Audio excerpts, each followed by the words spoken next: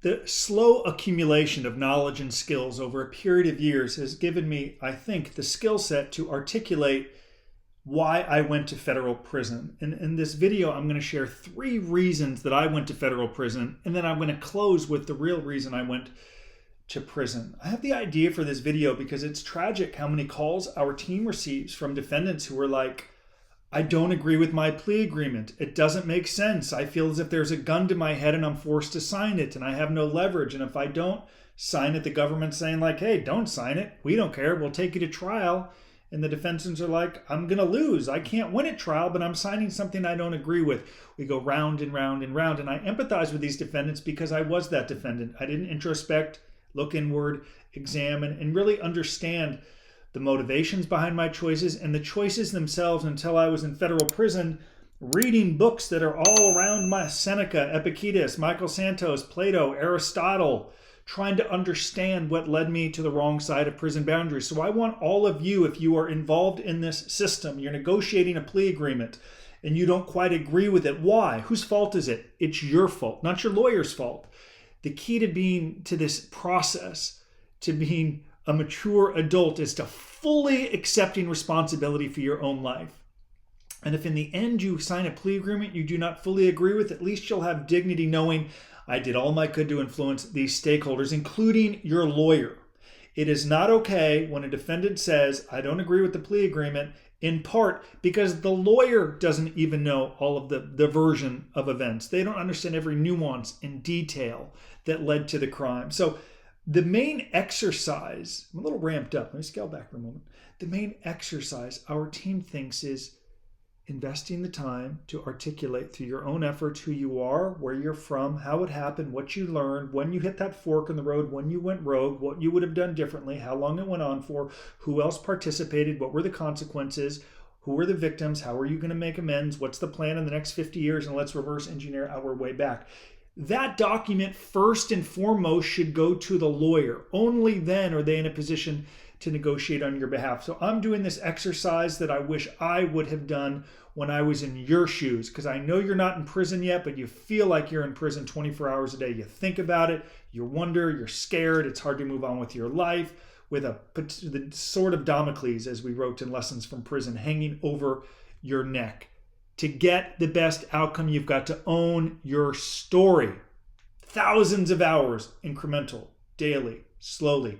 Tortoise in the hare, we wrote in Lessons from Prison. Slow and steady always wins the race, and I hope the way I articulate my story, whether you like it or not, whether I ramble too much factual detail, not enough, excusing blame and acceptance of responsibility, it's your choice. This is the way that I tell it. This is the way that I share these details with hopes that it helps you tell your story better. So 3 reasons yours truly went to federal prison. 1, I attended a meeting on a Friday afternoon in Century City.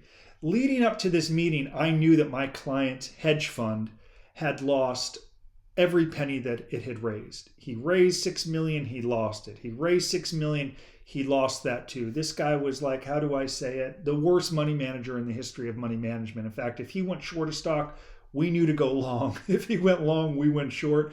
We simply had to take the other side of the bet because he had so many losing bets. So this hedge fund manager, my client Keith, raised assets in his hedge fund in part by lying to investors to raise money. We knew that he was making misrepresentations to people to raise money because no sane investor would give their money to a hedge fund manager if the hedge fund manager was like, I'm down 100% this year. It's been a tough quarter. It's been a tough decade, but I expect things to change any time now. Would you give me your $2.5 million, please? Of course not. No one would give money to him. So he lied about his returns in order to raise money. Our team knew that because how else could he be raising money if he wasn't lying? We're not stupid. We had Series 7, 63, 65, insurance licenses. We had an idea. We also had an incentive to turn the other way because of the $100,000 or so a month in commissions that he was producing. He also raised money by buying books of very small portfolio managers. So on this Friday afternoon, my senior partner Kenny and me and Keith, my client, met with a gentleman named John who was thinking about selling his $5 million book of business to Keith for a hefty fee. Keith would have paid him $250,000 for the $5 million book of business. So we're at this meeting, and a few minutes into the meeting, my senior business partner, Kenny, looks at John, this hedge fund manager who's thinking of selling his $5 million book of business. And Kenny says, so why are you thinking of selling your book to Keith? And John said, I've seen the rate of return on the hedge fund. Performance sells itself. That was 1/3 of my plea agreement with the United States government. I eventually pled guilty to 1 count of conspiracy to commit securities fraud. I conspired with my client, Keith, the hedge fund manager, to mislead investors so they could invest. Now, in that meeting, the government later argued I was an act of what they would call willful blindness. I turned the other way, pretending like I know here nothing. What you talking about? I don't know nothing. What happened here? Did someone talk about performance sells itself? Let me have a cup of coffee here. Waiter, waitress, home. Well, did I just get a text? I don't hear playing dumb. Apparently, I play dumb very well. I've been told that from my mom, my wife, and now my 2 young children tell me when I don't want to do something, I play dumb beautifully. Well, I played dumb beautifully at that meeting because when I heard performance sells itself, I went quiet and said nothing. Yet by saying nothing, that gave him the confidence to invest the money. By attending that meeting, I gave my client, Keith, the hedge fund manager, credence or credibility that he had not earned simply because I had my nice suit and tie on and I was a vice president at UBS where he told people he banked. Gave him credibility that he had not earned. 1/3 of my plea agreement with the United States government. Now, after that meeting, we begin to freak out. When I say we, I mean my senior business partner and me, like, this isn't great. This guy's going to invest money with a hedge fund manager who loses every dollar that he raises. We're in a lot of trouble here. From there, I began to conspire with our colleagues at UBS, namely our branch manager and our compliance manager. And I went in, I was pretty direct. I was pretty transparent. It went kind of like this. We're in a lot of trouble. I don't really know how to say this. We're in a lot of trouble. Let's not use euphemisms here and sugar it down or water it down, whatever the cliche holds. We're in a lot of trouble. And I don't know how to say this any other way, but I'm going to try to say it in another way. Actually, I don't have the skill set to say it in another way. We're in a lot of trouble. And my branch manager is like, what are you talking about? Why are we in trouble? Like, what's happening? What are we doing? So we begin to fall victim to this sort of like group think, right? It's like, well, my partner says it's okay. My branch manager says it's okay. The compliance dude, I don't know what he's doing over here. He's half asleep half the time. He don't know what to say. So after I articulated that our client was raising money and losing money and raising more money and losing money, and that we were eventually going to get sued when the losses continued, because they're not going to sue the hedge fund guy. He doesn't have any money left. They're going to sue the big bank. I expressed this, we have a problem, and instead of saying, let's fire this guy, let's shut it down, that's a wrap, we created a disclosure document at UBS that essentially said, if you choose to give money to Keith, our client, the hedge fund manager, cool, sign this indemnification agreement that states that UBS, Justin DePerny, or anyone at UBS did not solicit or endorse this investment. It's your own free will, man. And when I mentioned the group think, it's sort of like, well, my branch manager suggested that. That must be a good idea. And my senior partner gave it the thumbs up. I'm like, well, it must be cool. He's been in the business longer than me. The compliance guy, whose job is to police and compliance us. I don't know if I said that correctly. Compliance us? Can I get a dictionary check? Either way, it was all bad. We didn't fire him. We created this indemnification agreement that allowed the gravy train of commissions to continue. So part of the reason years later, when this case blew up and UBS scratched a check for $8.5 million to investors turned victims, it was because in part of that meeting, we conspired to let the money come in to the detriment of investors who became victims. That's why they paid $8.5 million. I would sit with about $500,000 in restitution that went to the U.S. taxpayer, helping pay down our $22 trillion deficit or whatever the number is. I think it was a period of commissions I had earned from this guy they hit me with. I don't know. All I know is I paid it, thankfully. But the victims were paid primarily by UBS. Then we felt emboldened because we had this disclosure document. Then we felt we could really go rogue. One, because UBS knew. Two, they were part of this compliance letter.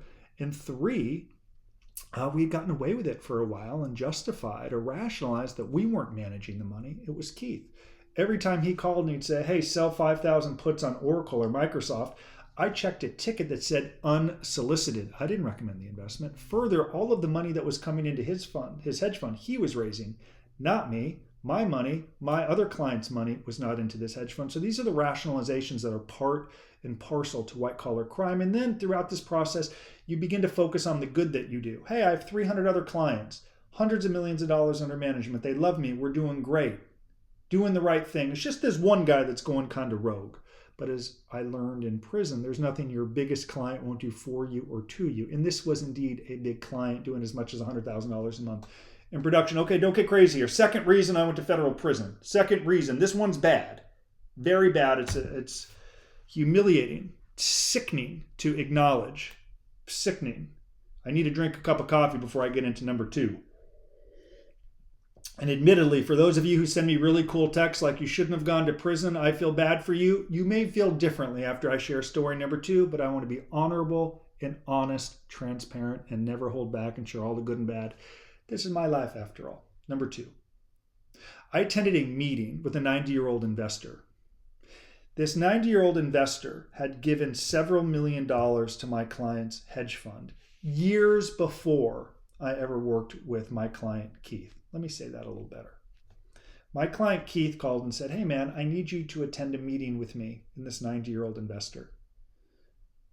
And I'm like, why am I attending? I don't know this person. He's like, do me a favor. Attend this meeting. I do a lot for you. I generate a lot of commissions. Attend this meeting. I'm like, fine, I'll go.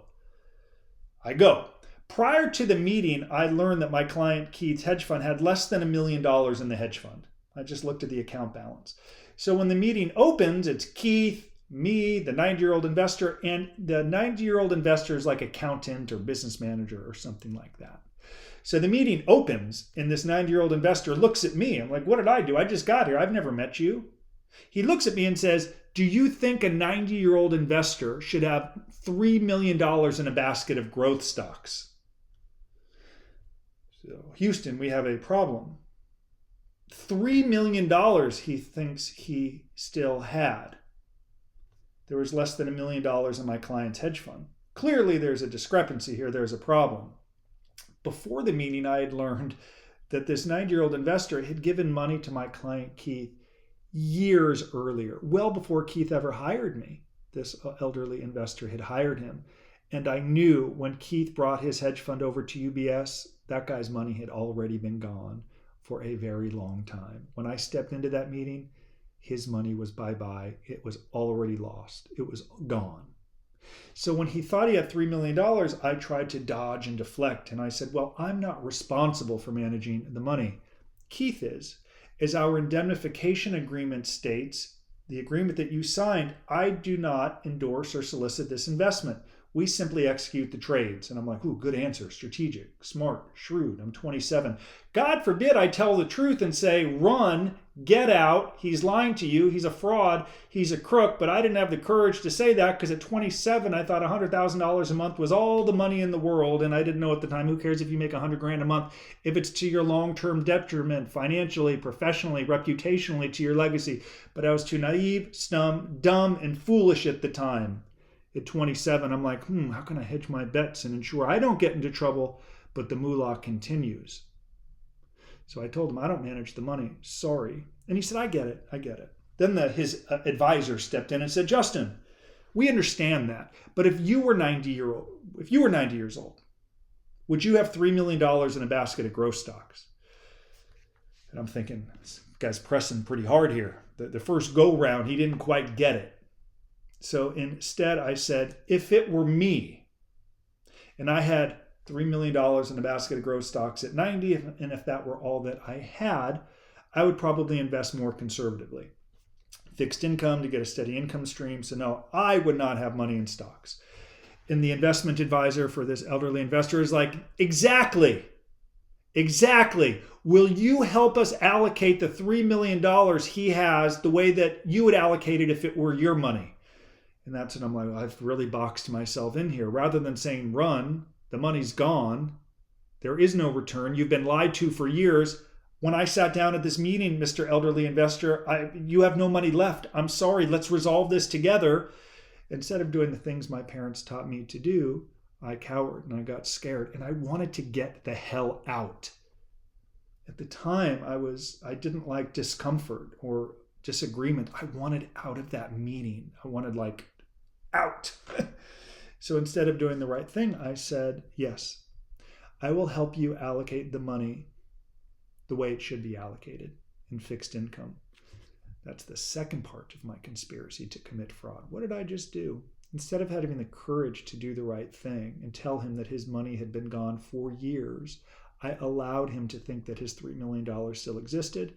And then I told him I would work with Keith to reallocate the portfolio in a way that aligns with how a 90-year-old investor should have their money allocated. And after the meeting, I said to my partner, what have you done? We're in trouble. We just lied to this person. He thinks he has money that doesn't exist. How long has it been gone? And it was confirmed again, the money had been gone for years. And then Keith, my client, said to me, if we tell him the truth, it could kill him. He's old. I just need time to make it back. And by then I knew there was no making it back. And I knew eventually things were going to come crumbling down. And it did. The 15th of December, 2004, when my branch manager called me into his office to let me know that the elderly investor's business manager who was at that meeting had sent a letter questioning our role with the hedge fund, questioning our work with this hedge fund, and then asking if indeed this elderly investor did have $3 million in the portfolio. Of course, that's when things blew up. And I lost my job January 11, 2005. You may be thinking, Justin, you've only shared 2 stories. Where's the third story? Rest assured, it's coming. After I left UBS on January 11, 2005, at the time I told myself, well, okay, people get fired every now and again. It can't be worse than this. They let me go apparently for inconsistent answers I gave to UBS corporate counsel. Ironically, they didn't let me go for helping facilitate a fraudulent hedge fund so our team can generate $100,000 a month in commissions. Anyway, the 28th of April, 2005, get a knock on the door from my now good friend, Agent Paul Bertrand from the FBI, who after my release from prison invited me to speak at the academy. Paul knocks on the door, walks in with another agent. They have every email I'd ever sent, both from Bear Stearns and UBS. I'm freaking out. My dog is going rogue. They got the FBI jacket on with the yellow letters. I'm like, does everyone in the community need to know that the FBI is in my home? From there, I hired a lawyer. And a month later, we met with the FBI. Now, between the FBI showing up at my home the 20th of April, 2005, and the interview, I think the 27th of 2005, I hired a lawyer but worked foolishly with the lawyer, as most defendants do. Why? Didn't understand what I did, blamed UBS, blamed my senior partner, blamed my manager, blamed an aggressive corporate culture that encouraged me to cheat, consequences be damned, did not look inward, examine, and recognize that I broke the law, that I played a role in creating victims, that I gave credit or credence or credibility to my client, the hedge fund manager, that he had not earned. I needed Justin Paperny, when I was 2005, 2006, to come in and say, this is what you did, this is what you'll learn from it, this is how you're going to tell your story, this is how you're going to accept responsibility, this is how you're going to convey it to your lawyer without excuse or blaming, these are the nuances that led to you breaking the law. I needed my narrative when I hired a lawyer. Instead, I feigned ignorance to the lawyer. I blamed, I excused. So when the FBI began asking me questions, I didn't know what week it was. I'm like, I didn't know anyone that had been to prison. I didn't know anyone that's been involved in a government investigation. I didn't know how to respond. I didn't know the depths of this. I was naive and foolish. I didn't invest the time to learn from others who had gone through this really wretched system. And I didn't know when the feds ask you a question that they already know the answer. I didn't know when they show up at your front door, we're already in the bottom of the 8th inning. I bought into the mistaken presumption that it's too early to prepare, that I'm a subject, not a target. This thing can take a while. I didn't do anything wrong. How many of you are told that? It's too early to prepare. Too early. Wasn't too early to get indicted. Wasn't too early for your bank to fire you. Wasn't too early for you to hire a lawyer. Isn't too early for the government to prepare for trial or contemplate a plea agreement. Not too lawyer for your lawyer to bill big bucks to go through discovery. Is it really too early for you to fully invest the time to understand your story? I didn't do it. So when the FBI asked me a question, namely, do I recall ever reading a press release stating that my client was generating 27% returns in his hedge fund? When they asked me if I saw the release, I said, no, I do not. And Paul Bertrand asked me again. He said, Justin, let me get some clarity here. There's kind of like a caustic wry smile. Let me get some clarity. Do you remember your client, Keith? He was like doing it like this deliberately so I could like get it, like I'm an infant. Do you remember your client Keith issuing a press release stating that his hedge fund was generating 27% a year? And I was kind of like annoyed when he was doing that. I'm like, is that necessary, Agent Burr? Like, is that necessary? I have a degree from USC. I can comprehend the question. That's the arrogance. Degree from USC. See me as a student athlete. I didn't do bad things. I wanted them to see me how I saw myself. I didn't put myself in the shoes of the stakeholders, namely an FBI agent who saw me as someone who turned the other way for money. Do you understand the stakeholders? Do you know how they perceive you? What they know about you? What don't they know about you? What does your own lawyer even know about you? There's no one going to be talking back to me right now because this is going to be a YouTube video, but I think you get the point. So he's doing his shtick here. Do you remember? And then I said, no, I don't recall a press release talking about 27% a year. And then the dude asked me for like a third time, are you sure you do not recall a press release talking about 27%? And I was like, no, I don't recall a press release talking about 27%. From there, he asked me to hold for a moment, and he pulled out a document that he asked me to read. And in this email, I'm arguing with my client where I had said to him, isn't that the pot calling the kettle black? I enjoyed your press release talking about the 27% guaranteed return on your hedge fund. Who are you to judge? Then the FBI agent said, Justin, do you recall a press release talking about 27%? And I said, there may have been a press release. My lawyer abruptly ends the meeting. I'm so naive, so foolish, so dumb. I said to my lawyer, so like, how'd the meeting go? You feel good about it? You feel good about it? And he said, Justin, you just committed obstruction of justice. You just lied to the FBI. Aha! The third reason yours truly went to federal prison. After that interview, nothing happened for a year. I got a real estate license, selling real estate in Sotheby's and Calabasas. I'm crushing it, playing a lot of golf, telling myself I'm so lucky I didn't get caught. I have learned my lesson. I will never do anything wrong again. I'm so fortunate I got away with it. I will never turn the other way again for money. I will never lie. Thank you, thank you, thank you. 3 months became 6 months, became 9 months, became a year. And I'm like, thank you. I didn't get caught. I'll never do it again. Why am I yelling? Because I would do so many things differently. You can learn from me if you're at this stage of the journey. You can learn from me. What does your post-defense conduct look like? How are you working with your lawyer? Are you working? Are you volunteering? Are you creating a new record? Are you working to change the narrative that shows in the totality of your life this was a little blip and you can become better? I didn't. Because after a year, I read a press release that my client, Keith, the hedge fund manager, had pled guilty to a count of conspiracy while I was playing golf and showing property to the Kardashians and other celebrities in Calabasas. My co-defendant, Keith, had cut a plea deal with the government and he was cooperating. And that plea agreement was going to lead me to get a federal prison sentence of 5 years, and he was going to get 2 years because he was the cooperator. And even though he was more culpable and the government would acknowledge I was involved tangentially, they love cooperating witnesses. And I lied. My post-defense conduct was tragic. So he was positioned to get a shorter prison term than me, even though he orchestrated this ruse and fraud before I met him. And he had ran it for years before I met him.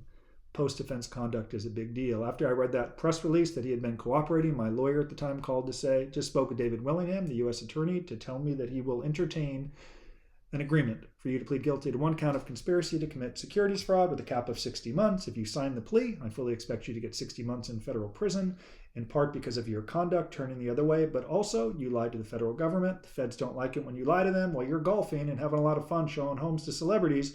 Your co-defendant is accepting responsibility and cooperating. You've really made a lot of bad choices, and what could have been a much more favorable outcome, probation, 18 months, 2 years, you're looking at 60 months in prison because of your bad choices. By the way, I need $75,000. It's like, what? Like, what just happened here, people? Like, $75,000, wire the funds. So then you begin to use the home like an ATM, get B of A on the line. I need to discuss an equity line here. How long is this going to take? Still paying off that equity line. Still paying it. Pled guilty to 1 count of conspiracy to commit securities fraud, and Judge Stephen Wilson, the 25th of February, 2007, sentenced me to 18 months in federal prison, in part I got a shorter sentence for a few reasons. One, my co-defendant got indicted on some new charges. They ripped up his plea. I did give back some money at sentencing. Kind of regret that for myriad reasons. And also, I spent about 100 hours with the Securities and Exchange Commission. I think because I wasn't honest with the government when they interviewed me, there was no real opportunity to cooperate or do anything like that. I made so many bad choices. But the SEC gave me a second chance at veracity, and they wanted to understand the corporate culture, the code at UBS that enabled this fraud to continue, that enabled us to turn the other way, and the protocols that were put in place. So because of that work with the SEC, it led to real reform in the brokerage industry, at least the way that brokers can work with retail brokers can work with hedge fund managers. And because of that work, it was proven that UBS was not a victim, and the $8.5 million they paid to the victims, UBS could not go back to court and claim that I had victimized them. They were culpable. In fact, UBS never even went to the court to ask for the money. They wrote the check, they move on, it's in their model. Someone's got to plead guilty and go to prison. And that was me, because I was the most culpable and I deserve to be held accountable. So this is how I will close this video. I shared the 3 reasons I went to prison, but here's the real reason. Upon my graduation from USC, I stopped cultivating character. And if this bores you and puts you to sleep, that's okay. You don't have to watch this portion of the video. But this is relevant, especially as I'm about to hit the road lecturing at universities and businesses. The real reason I went to USC, or the real reason I went to prison follows. When I graduated USC, I stopped cultivating character. I stopped developing good habits. I began to admire people who made a lot of money, but I didn't really pay attention to how they earned that money. They could have been on their 3rd divorce, 100 pounds overweight, needed 4 drinks before they pulled into the house. But I admired them and I looked up to them because they were successful, had a big office, and made a lot of money. I stopped cultivating character. When you stop cultivating character, you do not have a track record that you can draw on when you need it. So when I was faced with dilemmas that frankly are not even dilemmas, I did not have a track record that I could draw from. So I use the analogy in Ethics in Motion, my 2nd book, which is super cool that it's required reading at so many business schools, including USC and my alma mater. I use the analogy in Ethics in Motion. I never needed to read a book on how to play baseball. I just did it every day, learned how to field a ground ball. I did it every single day, daily, incrementally, properly, learned. So when I had the big game, odds are I was going to be able to field the ground ball and throw it to first. Yet, I'll give you another example. This Saturday, I'm playing in the alumni baseball game at USC, which will be great. And my kids love to watch me play. It's probably not going to go great. Why? I haven't fielded a ground ball or thrown a baseball for a year. I don't really have a track record to draw from. Odds are I won't be as successful had I done the work every single day. Had I done that work every day and read good literature and found mentors and understood how every decision, even at a young age, would impact the rest of my life in the weeks, months, and years and decades to come, I would have made better decisions, and I wouldn't have served time on the wrong side of prison boundaries. And I learned from it, and I'm better because of it. And I want you to be better because of it. So I'm very grateful you watched this very long YouTube video, and I'll close how I opened. If you don't like your plea agreement, it's your fault. If you have not invested the time to share with your lawyer every nuance, every detail, everything, if you didn't do that, it's your fault. The key to this process is accepting responsibility, owning it, blaming no one. If you don't like it, I want you to assess and ask yourself, did you do the work? Or are you just talking about it? Have you invested the time to show who you are and where you're from and where you're going? Or are you talking about it? Responsibility rests with you. It rested with me, and I want you to do better than me.